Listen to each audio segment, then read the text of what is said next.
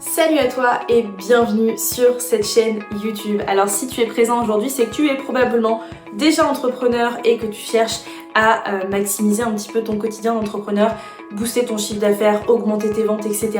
Ou alors tu es dans cette phase de réflexion où tu as envie de te lancer entrepreneur. Si en tout cas tu es dans les deux cas, bienvenue sur cette chaîne, tu es sur la bonne chaîne et tu es au bon endroit. On parle sur cette chaîne principalement d'entrepreneuriat et principalement aussi de mon secteur d'activité qui est du coup le freelancing que j'exerce depuis maintenant 2 ans, plus de 2 ans dans le domaine du recrutement, et puis les business en ligne que j'ai qui sont plutôt nombreux aujourd'hui sur cette partie-là.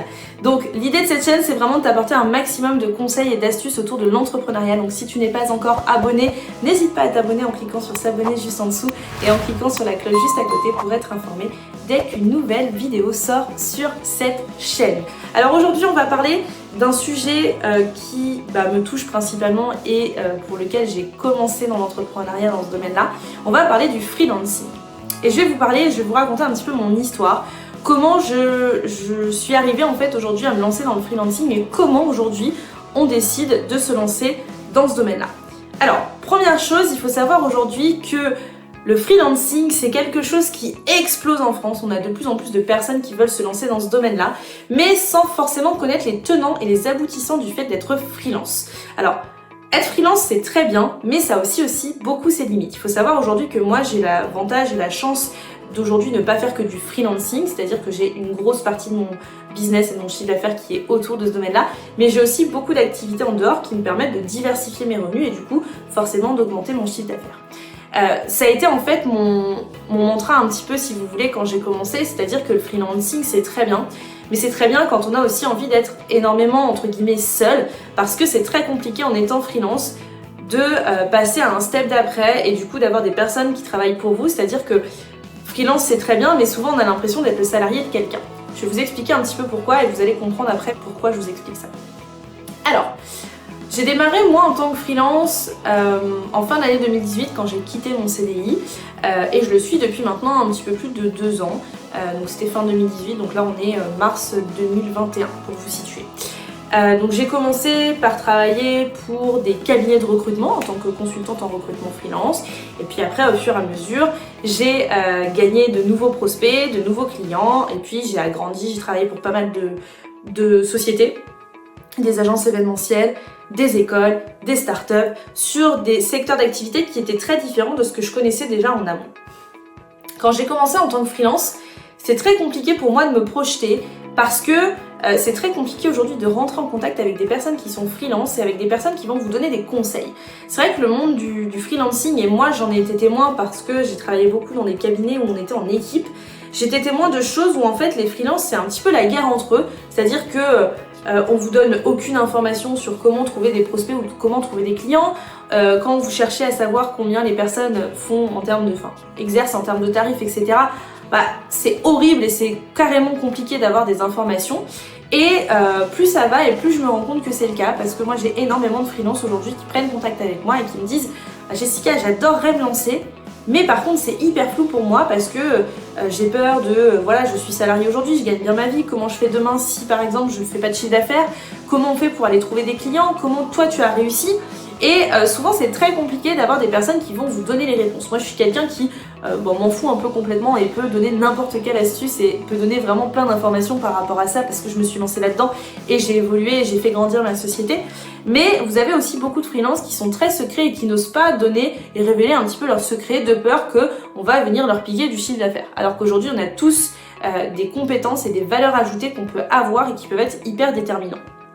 La première chose à savoir quand on se lance en tant que freelance, c'est que on ne doit pas se lancer au hasard. On ne doit pas se dire tiens, j'adore faire ça, par exemple, j'adore développer des sites internet, mais ce n'est pas mon champ de compétences principal et je vais quand même aller me dire je vais être freelance dans le développement de sites internet.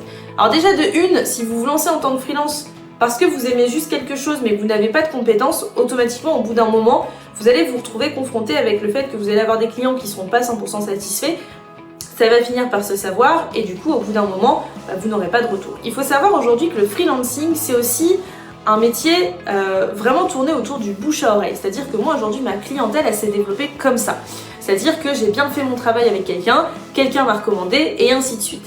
Et du coup, si aujourd'hui vous ne faites pas correctement votre travail, automatiquement vous n'aurez jamais de résultat, vous n'aurez jamais de retour derrière. Donc c'est hyper important que vous compreniez aujourd'hui que si vous voulez vous lancer en tant que freelance, il faut déjà avoir un champ de compétences qui soit développé. Et si vous avez envie de vous lancer dans un truc qui vous plaît particulièrement, mais que vous n'avez pas les compétences, dans ce cas-là, formez-vous avant. Formez-vous avant pour être le meilleur dans votre domaine et pour du coup pouvoir faire en sorte d'avoir un bouche-à-oreille qui soit parfait derrière. Parce qu'il faut savoir que le freelancing, ça fonctionne beaucoup sur le bouche-à-oreille, même si ce n'est pas toujours le cas. Mais si en plus de ça, vous n'êtes pas fort en prospection et vous n'avez pas envie d'en faire, ce qui était mon cas, et ce qui est toujours mon cas aujourd'hui parce que je déteste la prospection, pour moi c'est le pire truc au monde, alors dans ce cas-là, pensez toujours à vos compétences. Moi, quand je me suis lancée, je me suis dit, ok Jessica, tes compétences elles sont en recrutement, tu es très forte dans ce domaine-là, et la deuxième chose qui va faire que tu vas réussir, c'est le fait que les postes pour lesquels tu recrutes, tu les connais. Donc moi en fait, je me suis vraiment basée sur des postes que je connaissais, sur des choses que j'allais connaître, et du coup ça m'a permis d'avoir forcément des clients qui étaient satisfaits parce que comme je connaissais les postes, je recrutais beaucoup plus rapidement que quelqu'un qui ne connaissait pas du tout les postes.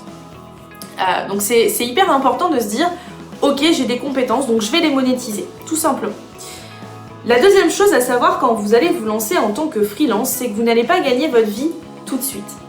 Souvent, alors attention, ce n'est pas le cas de tous les freelances, il y a des freelances qui gagnent très vite, très bien leur vie, mais c'est pas le cas de tous les freelances. Moi, j'ai vu beaucoup de personnes se lancer en tant que freelance parce qu'on leur avait vendu du rêve en leur disant tu verras, tu seras libre, tu feras ce que tu veux, etc. Mais ce n'est pas vrai. Aujourd'hui, quand vous êtes freelance, vous ne gagnez pas tout de suite votre vie. Il faut savoir que c'est comme dans l'immobilier quand on vous dit, et ça vous allez remarquer souvent, c'est le cas quand on est consultant en immobilier indépendant, on vous dit tiens tu vas gagner de l'argent très rapidement, mais avant de gagner de l'argent il faut déjà faire une première vente, et une fois que vous avez fait la première vente, il vous faut 3 mois que la promesse de vente soit signée définitivement et qu'elle soit validée définitivement pour que vous puissiez toucher votre argent.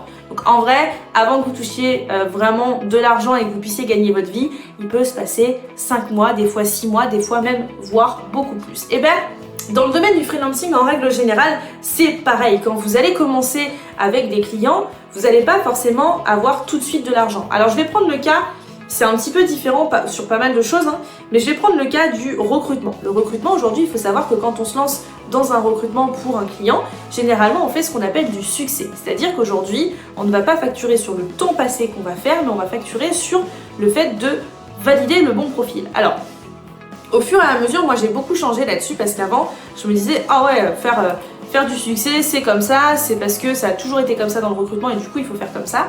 Et au fur et à mesure, j'ai changé d'opinion et je me suis dit, ok, maintenant je vais facturer au temps passé. Ce qui est le cas aussi de beaucoup de freelance aujourd'hui dans certains domaines où vous travaillez au TJM. Mais avant aujourd'hui de gagner de l'argent, il faut déjà décrocher son premier prospect, signer son premier contrat et faire son premier taf. Donc il peut se passer parfois quelques mois sans qu'il se passe rien. Donc si aujourd'hui vous n'avez pas d'assise financière, vous quittez votre job en démission du jour au lendemain et vous n'avez rien derrière, pensez toujours à vous dire ok, il faut que j'ai quand même une assise financière pour tenir quelques mois pour lancer ma structure. C'est hyper important parce que si vous vous lancez du jour au lendemain, sans prospect, sans client, sans vraiment d'argent derrière pour vraiment vous lancer, alors ce sera compliqué. Moi j'ai eu la chance de quitter mon job en rupture conventionnelle à l'époque, en fin 2018, qui m'a permis du coup derrière de débloquer des allocations retour à l'emploi qui du coup m'ont permis les premiers mois où c'était un petit peu compliqué de bien réussir quand même et de pouvoir être sereine parce que on est comme tout le monde, on a tous des factures et des loyers à payer à la fin du mois et du coup c'est hyper important qu'on soit stable par rapport à ça. Donc n'oubliez pas quand vous vous lancez en tant que freelance de bien penser à ça, d'avoir quand même une assise aujourd'hui qui va vous permettre vraiment de rester concentré, de vous dire ok j'ai quand même cet argent là et du coup j'aurai pas le stress à la fin du mois de dire combien je vais gagner. C'est hyper important parce que je connais beaucoup de personnes qui... Alors encore une fois il y a des freelances qui vont gagner leur vie assez rapidement. Moi il m'a pas fallu non plus énormément de temps avant de gagner ma vie. Honnêtement il m'a fallu, alors j'ai pris un petit peu de temps pour me reposer au démarrage, donc vraiment quand je m'y suis mise il m'a fallu 2 mois pour gagner bien ma vie. Donc forcément, j'avais aussi les compétences, les expériences qui ont fait que j'ai gagné très vite, très rapidement ma vie. Mais il y en a certains à qui il va falloir peut-être des fois 4-5 mois avant de faire 1 euro de chiffre d'affaires. Donc si pendant 4-5 mois vous faites 0, il faut que vous puissiez être serein. Ou alors que vous ayez quelqu'un, si vous êtes en couple, etc., qui peut assumer les choses, pourquoi pas. Mais pensez toujours à ça. Donc, Si demain vous souhaitez vous lancer en tant que freelance, c'est une vidéo qui est assez courte et qui n'est pas forcément pleine de gros conseils, mais je voulais surtout vous parler de mon expérience en tant que freelance. Déjà de une, renseignez-vous. Ne vous lancez pas comme ça en tant que freelance parce que c'est la grande mode et parce qu'on vous a dit être freelance c'est bien, être freelance tu vas voir, c'est super libre, etc. C'est pas vrai, vous travaillez pour des clients et parfois les clients vous prennent pour leurs salariés. Alors encore une fois ça dépend des freelances et ça dépend des clients qu'on va avoir, mais moi ça m'est arrivé d'avoir des clients qui me prennent pour leurs salariés et où j'avais pas cette sensation d'être libre. Deuxièmement, quand vous travaillez en tant que freelance, c'est pas vrai que vous faites 10 heures par semaine. Moi aujourd'hui je fais des journées et des semaines qui sont beaucoup plus conséquentes, mais je gagne aussi très bien ma vie en parallèle. Après c'est une question aussi de choix. Mais arrêtez de penser que être freelance c'est simple, etc. Et de vous lancer comme ça en vous disant ouais, c'est tout beau tout rose et ça va marcher. Moi j'ai beaucoup de freelances que je connais qui se sont lancés comme ça et qui se sont cassés la gueule en 5 mois parce que du coup forcément quand vous gagnez pas un sou, au bout d'un moment vous retournez au marché du salariat. Donc si vous voulez aujourd'hui réussir en tant que freelance, pensez bien qu'être freelance ça n'est pas simple, que ça peut prendre du temps avant de réussir à gagner son argent. Et pensez toujours à bien réfléchir et à bien structurer votre offre en amont. Quand je dis réfléchir, c'est bien se renseigner sur comment se lancer, la meilleure des structures. Il y a des gens qui tout de suite vont prendre des SAS ou des SASU, etc. qui vont tout de suite les mettre en danger financièrement. Moi, je vous conseille en tant que freelance de vous lancer en micro-entreprise de démarrage et pourquoi pas d'après évoluer en fonction de votre chiffre d'affaires et de vos revenus. Et c'est le plus simple et c'est celui qui va vous permettre de mieux gagner votre vie au démarrage. Et puis, surtout, n'hésitez pas à toujours penser à ce que vous allez faire. C'est très important. Si vous vous lancez en tant que freelance, vous devez savoir où vous vous lancez, comment vous allez vous lancer et comment vous allez arriver jusqu'au chiffre d'affaires. Ne vous lancez pas en vous disant juste simplement ok, je vais me lancer et puis on verra bien. Non. Et n'oubliez surtout pas que vous n'allez pas gagner forcément de l'argent tout de suite. Alors ça peut être le cas sur certains freelances, mais pour d'autres ça peut être moins le cas. Donc assurez-vous une assise financière d'au moins 3 à 6 mois pour les plus longs. Notamment je parle dans l'immobilier, mais il y en a plein d'autres aujourd'hui où il faut quand même un petit peu de temps avant de réussir à gagner de l'argent. Donc pensez toujours à cette assise financière. Si vous n'avez pas cette assise, vous avez aussi l'opportunité, si vous êtes salarié aujourd'hui, de quitter votre job soit en abandon de poste, soit en rupture conventionnelle, qui du coup vous permettra de débloquer des allocations retour à l'emploi. J'y reviendrai dans une vidéo très prochainement. En tout cas, n'hésitez pas si vous avez des questions sur le freelancing, je vais de plus en plus aborder ce thème-là parce que pour moi, c'est le thème qui me correspond le plus parce que c'est celui que j'effectue le plus depuis le début de mon démarrage dans l'entrepreneuriat. Donc n'hésitez pas à me poser vos questions juste en dessous et à me donner vos avis sur ces premiers conseils que je vous ai donnés sur comment se lancer aujourd'hui en tant que freelance. Et on se retrouve très rapidement dans une nouvelle vidéo pour parler d'un tout nouveau sujet. Je vous dis à bientôt et n'oubliez pas de vous abonner en cliquant sur s'abonner juste en dessous et à liker la vidéo, commenter, partager pour qu'on puisse être un maximum d'entrepreneurs sur cette chaîne. À bientôt!